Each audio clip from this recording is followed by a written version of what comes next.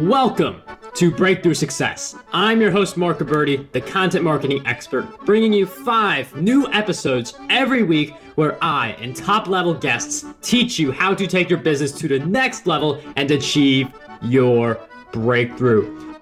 Hello, Breakthrough Success listeners. I just wanted you all to know before the episode actually starts, I've been working a little bit behind the scenes to give you something really special. So a while ago, I wrote my book, Content Marketing Secrets, which helps people create, promote, and optimize their content for growth and revenue. And I just put the finishing touches together to offer that for free to anyone who is interested. So if you want your free copy of Content Marketing Secrets, all you have to do is head over to markgaberti.com/book. Now, let's jump right into the episode. One of the big goals that we all have for ourselves is unlocking our true potential, and that comes in many different forms. For some people, it's writing a book. For other people, it's launching a 6-figure business, but we all have different goals and we want to unlock our potential. So that's why in today's episode, we're going to talk about a roadmap that you can use for embracing your true potential. And the person who's going to talk with us about that today is a transformational teacher who inspires, empowers, and guides people to live authentically, purposefully, and powerfully from their hearts. He's trained thousands of people from Singapore, Europe, Canada, Malaysia, Vietnam, Australia, and all across the United States. And he uniquely bridges the worlds of business, psychology, and spirituality to facilitate massive and lasting personal and professional transformation. Today's guest for episode 260 of the Breakthrough Success podcast is none other than Adam Markel. Adam, it is such a pleasure to have you on the show. Mark, it's a pleasure for me to be with you today. Glad to be able to support. Adam, I'm happy to have you on the Breakthrough Success podcast. And one of the things that I want to do before we go deep into being able to tap into our true potential is a little background. So I know you have a book called Pivot, and I'm wondering if you can just give us some background about that book and why you wrote it. Absolutely. So the book really was birthed out of my own painful experience. I think one of the things that's more common than we'd like to believe is that people don't often change unless there's pain. Pain is a great catalyst for making changes in our lives. And it certainly was the case for me. So I was an 18-year veteran of a profession that I didn't love. I woke up in the morning, typically put my feet on the floor and wanted to just crawl back in bed. I would often start the day with this feeling of dread or anxiety, just a lack of enthusiasm for what I was about to do. I spent 18 years as an attorney, and I'm sort of a recovering attorney. It's a bit of a joke with friends and family now. I'm sort of recovered, I'd say, because it's been 10 years since I used to do that. But for so long, I did just get up and feel this lack of enthusiasm. And I did that year after year, as a lot of people do, until I just couldn't stand it anymore.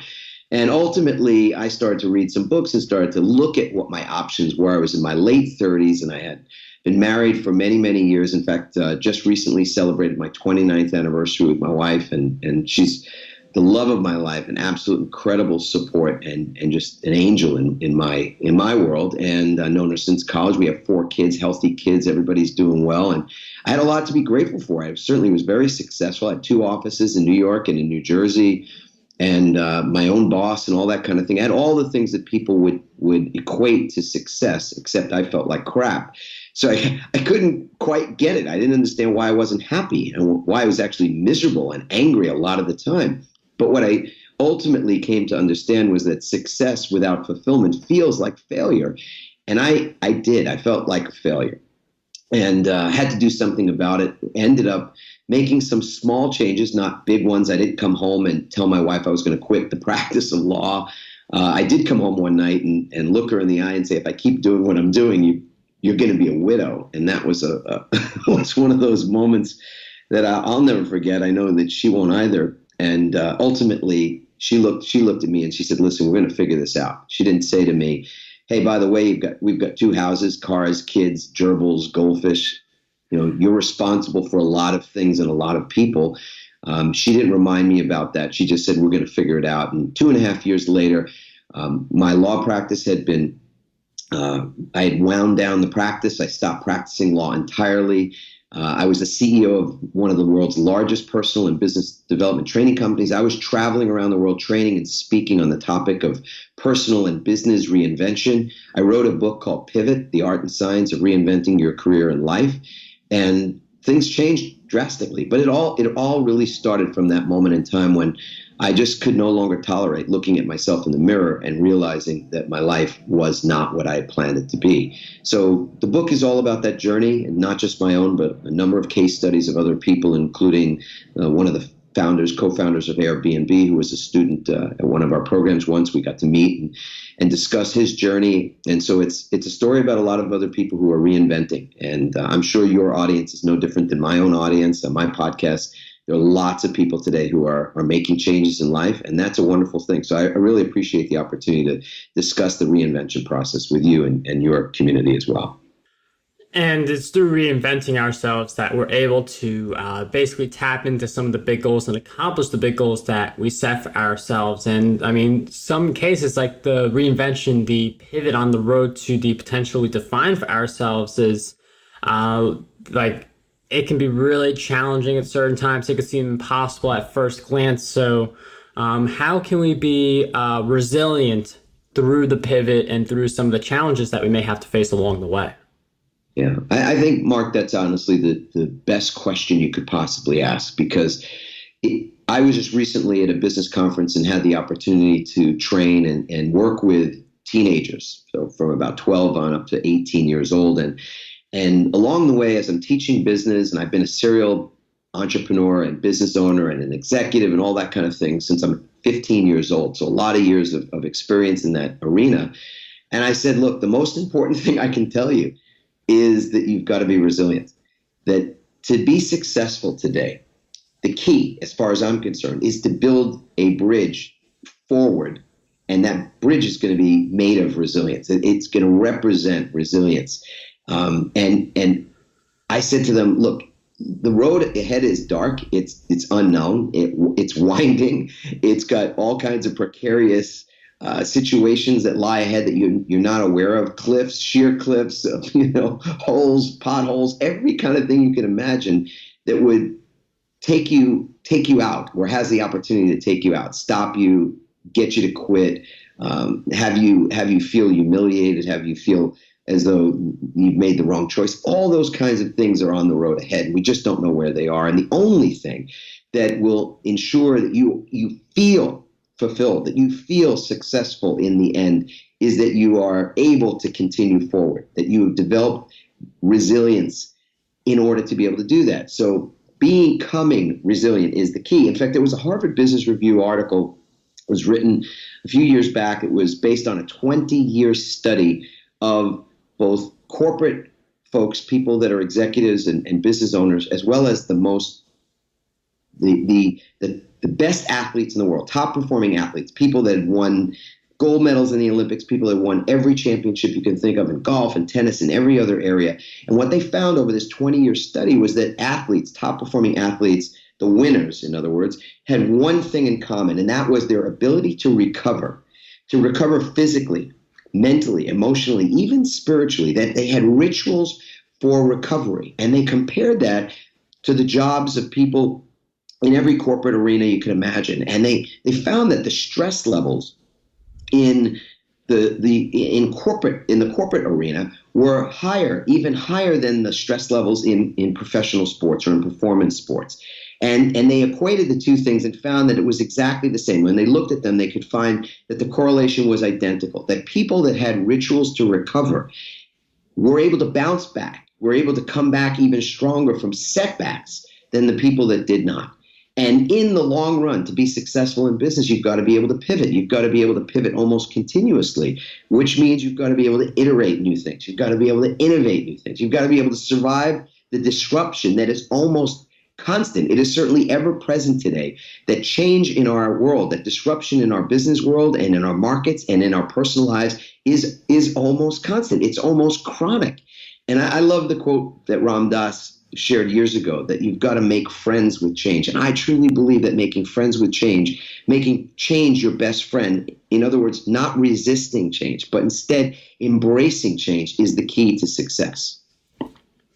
And change is just something that's always going to happen. So if we really do embrace it, as Adam said, it can really have a really big impact on our ability to pivot on the road to our full potential and the life that we truly want to live. And I mean, I feel like a lot of the reason why people don't necessarily make that pivot and don't necessarily live up to their true potential is that they have certain limiting beliefs that may hold them back, or they may think that I can't do this right now, I'm safe where I am. So how can we change our beliefs so that we're able to make big pivots within our lives? Yeah. Well, Mark, I would say just identifying the fact that we are very much a product of our beliefs and our behaviors. So the book Pivot, in fact, is divided up into two sections with a guide at the end, with an action plan and a guide at the end, a 21-day action plan. But the first two parts are all about what it takes to create clarity, because we can't go anyplace in our lives. So using the analogy of driving, if we're driving on the road to any place and we can't see out of the windshield, we have to slow down or stop. And often people are, in fact, riding in their lives in the slow lane. They feel as though they're not living their full potential. They might even feel as though they're living a mediocre life because they're driving so slowly. And other people are actually stopped on the side of the road because they're just lacking in any clarity, and they don't know which way to turn or which way to go next. And I love that old quote. I think it's George Harrison that said that if you don't know where you're going, any road will take you there. So there's no question we've got to clear the windshield to create enough clarity to see ahead, to be able to drive in the fast lane, or at least to be able to stay on the road toward what we want. So the first part is those beliefs. The second part is really about behaviors. And that, for me, is the analogy of momentum.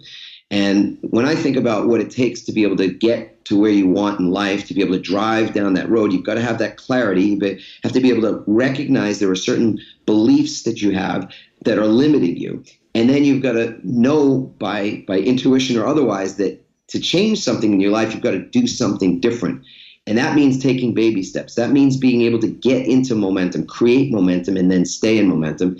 And I love the analogy of dominoes. You know, when you've ever seen dominoes that are set up, it's pretty cool to see them knock each other over. You know, one small tip, one domino will knock over the next one and the next one and so on. And I think the world record is more than 1 million dominoes. So it's pretty amazing when you think about 1 million dominoes being knocked over by just the tipping of one. That's the beginning of the story, but it's not the whole story. It's Newton's law of momentum. You know, body at motion tends to stay in motion. Body at rest tends to stay at rest. But what it doesn't say is that a domino that's only about ½ inch, maybe even 3/8 of an inch high, not only will knock over another domino that's equal size, but it has the physical capacity to knock over another domino that's 1.5 times its size, which means that you could start out with a domino that's literally less than ½ an inch tall. And by the 28th domino, meaning that domino will knock over another one 1.5 times its size, and that'll knock over yet another one 1.5 times its size. And by the time you get to the 28th domino, that 28th domino, is the size of the Empire State Building.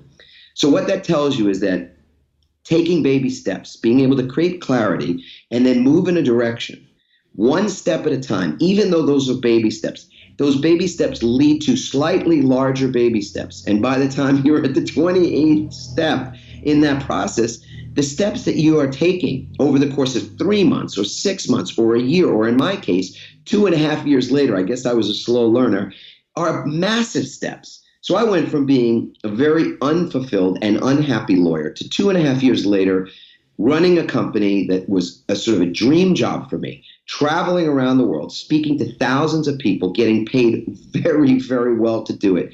And more importantly, doing something that made my heart sing, something that I knew deep down inside was my calling. So, you know, in the end, when I look back on that period of my life, instead of having a midlife crisis, I got a midlife calling. And the way that happened for me was starting with this awareness that I was not happy with where I was, and was looking at where it is that my own belief systems were limiting me. And that's an examination. So starting with that place of asking questions and being aware, and then looking at where it is that I was relative to where I wanted to be in the future. So where I was not where I wanted to be, and then looking at the fact that there was this gap and looking at what it might be that I could do that would close the gap. And so long story short is that I built something different. There's often this advice, especially the space of personal development or in the reinvention conversation, where people say you've got to really commit. You've got to sort of go all in. You've got to burn the ships, or you've got to jump ship. There are all those kinds of statements that people in the space will make, and that other people will think, that's the way to do it. And my own view is that that's a myth. That those statements about having to burn the ships or jump ship or quit your job, quit your career, move to Fiji or whatever it is, chase after your passion, I think so much of that is actually false and does nothing but bring up fear and actually stoke the fires of fear inside of us, which more often than not keeps people stuck.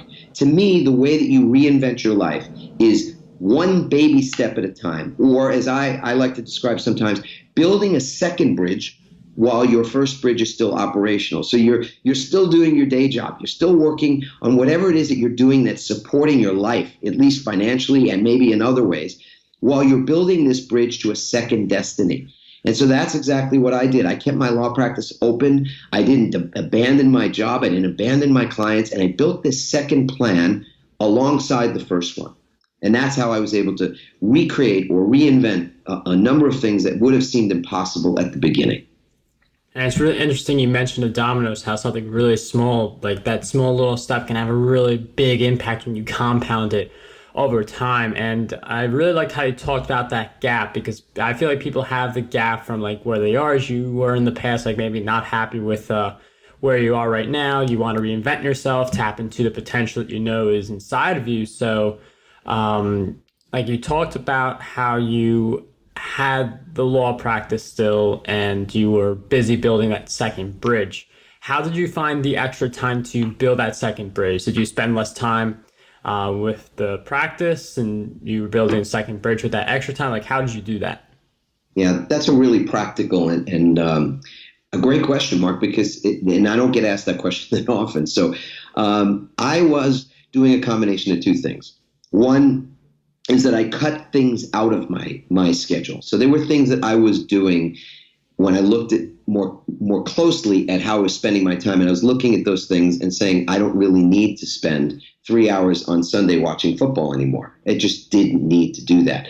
In fact, I almost cut TV entirely out of my life for a period of years. I didn't entirely cut it out. There were still some things that I like to watch on TV, and I still do to this day. But TV is a huge waste of our time in many ways. I'm not saying all TV, but the bulk of it, like 80% of it, is a waste of our time. I was looking at other areas where I could be more efficient. I started to not so much manage time, because I'm not actually a great manager of time. I can bend time, as some people know about me. I have a way of just squeezing a lot of things in and being able to do a lot of things.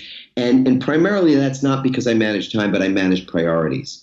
And so priority management became a bit of my mantra. I started to just look at the things I most wanted to do.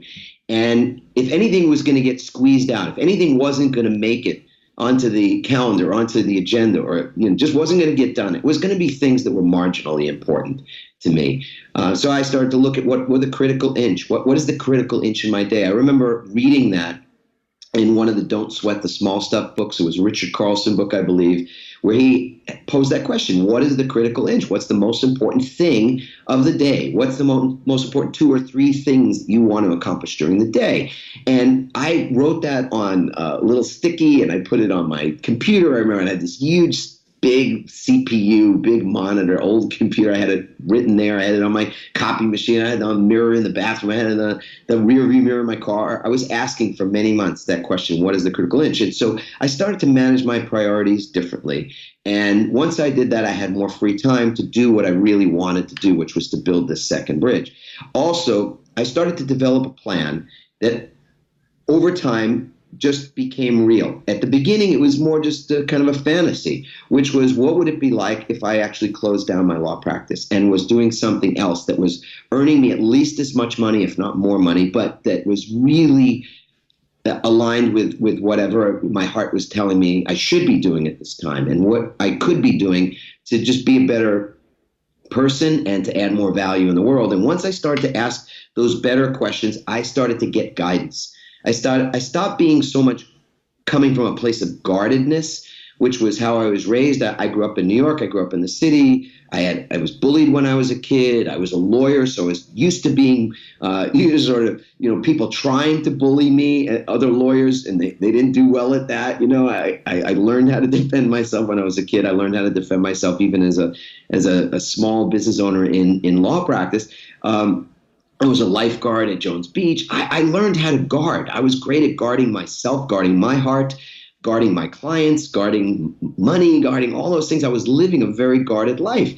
But when I started to ask these questions and I started to be more aware and more open, I started to want more guidance. And I started to actually believe. So you asked me this question about what needs to change or what could change in your belief system that might lead you somewhere else.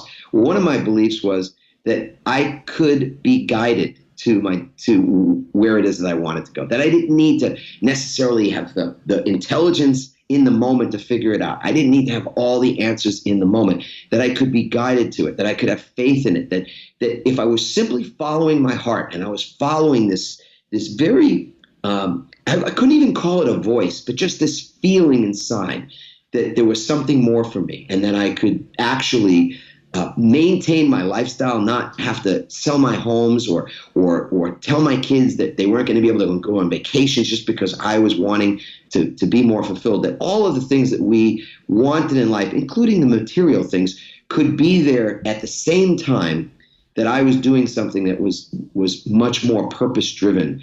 When I started to believe that was possible and I started to believe that I would be guided to it, things began to change. And I lived a less guarded life. I opened my heart. I became more vulnerable and more open. And then magically or miraculously or from a place of spirit, I was guided to those new things. And it's been that way ever since. In fact, I'm writing a new book called Embrace, which is all about that process of actually taking the guidance, of learning to receive the guidance and how it is that you receive the guidance. And in fact, it's the next step along the pivot path. And that book will come out in about a year and a half from now. And it'll really take the pivot process even beyond where we took it in the first book, to that place of not so much sitting and meditating and waiting for things to tell you what to do, but just being so much more open-hearted and so much less in resistance to change. In fact, looking at change again as your best friend, so the embracing process leads you continuously down a path where you feel in love with your life, in love with living, in love with so many things, versus where I used to come from, which was this place of being vigilant all the time and being guarded and on guard. Like the way you live in New York, and I lived there for many, many years, where you watch people on the street sometimes, their body language tells you so much about where they're coming from. They don't make eye contact. They're not smiling. They're sort of walking with this great purpose and really, just sort of oblivious to so many things as they go about their day. So in any event, yes, there is a process to get granular, to find more time for the things that you want to do, even while you maintain your responsibilities to people and to business. And I really like how you mentioned having that vision for yourself, where you don't have to sacrifice things to achieve what you want. You don't have to sacrifice the vacations and the important things. It's just a matter of reprioritizing your time so that you can still achieve the main objectives and holding that first bridge strong as you can build the second bridge and eventually making that pivot. But one of the things I want to ask you, because, books are a really great way to learn. So what do you believe are 3 great books that will have a positive impact on us? Oh, beautiful. Well, The Untethered Soul by Michael Singer is a great book. In fact, I've read that book now 4 or 5 times. I love that book, The Untethered Soul by Michael Singer. I gave a book away when I became the CEO of this company a few years back. I gave some books out to our employees, and one of them was called Karmic Management. So this is a wonderful book for business owners, entrepreneurs, and employees. So it doesn't matter in that sense. It's got incredible principles about how it is that you can conduct business in a wonderful new way, in an ethical way, in a way that just, again, feels feels right on the inside. So karmic management, and there's 3 authors, and I'll just give you one of the authors' name is McNally. Just blanking on the first name, but Karmic Management is the name of the book. And there's another book that some people have read, a lot of people have heard of, not that many people maybe have read it to conclusion. I say that about any book. A lot of people sort of 50-page. That's one of the things we call out in Pivot is the habit, the limiting behavior of starting a book and not finishing it, going kind of two chapters deep into something and then getting distracted, starting something else or quitting, whatever it is, just not finishing. So this book, Start With Why by Simon Sinek, is a wonderful book to finish, to read, start, and finish, all about how it is that people are really motivated and what it is that drives them to become your clients, your customers, your employees, your partners, all of that, and how it is that you speak a vision. Because I think it is very, very important that we all learn how to do that, even better all the time. And that book is wonderful with a number of different concepts, such as that people don't buy from you based on your product or service. They buy from you based on their belief that you believe what they believe. And that's a really interesting concept, that people buy from you because they believe what you believe is radical in many ways. So, having a superior product doesn't necessarily even mean that you'll be the one, the best of class, or the one that's cornered the market in that particular space. What really determines whether something is widely shared, whether it's popular, whether it goes viral, has a lot to do with whether or not people believe at the root what you as a company believe, what you stand for.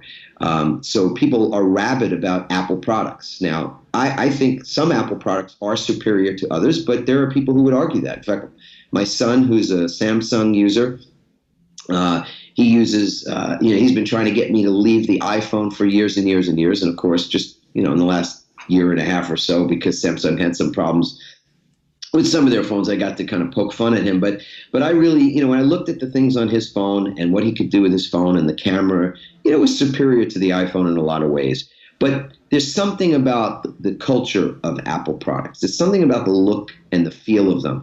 And it feels like what they believe is what I believe. Like what's important to them is also important to me. And so I've been a loyal Apple customer for more years, I don't know, it's at least 15 years at this point. And we spent a lot of money on laptops and this thing and that thing and whatnot. And I really believe that it's because their why is in many ways similar to my why. And I think a lot of people are loyal to Apple products because of that, but they're also loyal to Windows products because of the same thing, or they're loyal to the PC, or they're loyal to whatever product or service they are loyal to, because at the root they believe that the culture of the company, that the leadership of the company is in alignment with what they believe.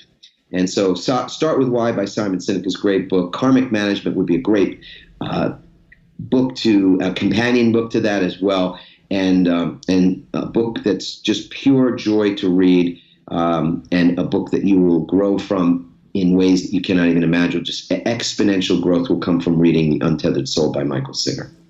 Adam, thank you for sharing with us those great book recommendations. Those will be in the show notes, markberty.com/E260. We'll also throw in podcast domination there for anyone interested in growing, launching, and monetizing a podcast. markberty.com/PD for anyone who is interested. And before we wrap up this interview, Adam, I've asked you several questions throughout our time together, but what do you believe is one question that we need to be asking ourselves more often?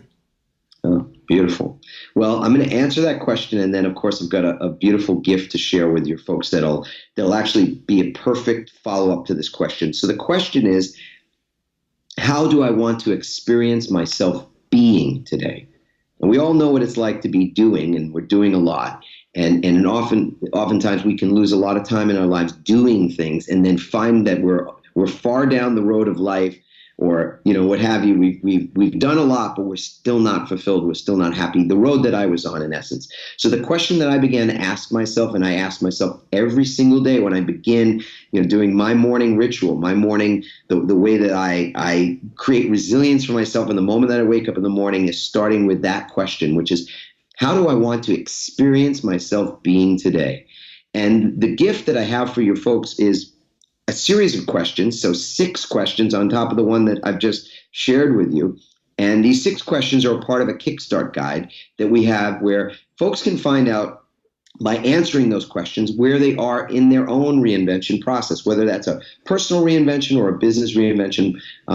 Either of those 2 things, you'll get great clarity out of answering these 6 questions. And your folks can answer those questions for themselves at startmypivot.com, startmypivot.com. They'll get those 6 questions. It's a downloadable guide, Kickstart guide, which also has a lot of information about our morning routine. So the morning rituals to create resilience, to create that greater ability to bounce back, and to be able to iterate and innovate continuously. That's also contained in this Kickstart guide. There's nothing for sale there. It's just a gift to your folks at startmypivot.com. Adam, thank you for sharing that question, the great resource, the Pivot Kickstart Guide, which will be in the show notes. You can also check out Adam's book, Pivot, which will also be in the show notes. But I can't thank you enough for coming on the show and sharing all the great insights with us. It was such a pleasure to have you on Breakthrough Success. Oh, beautiful. Thanks for having me. How does over 100 retweets per day sound to you? My free ebook, 27 Ways to Get More Retweets on Twitter, has you covered. I use the methods within this ebook to get over 10,000 retweets every single quarter. To learn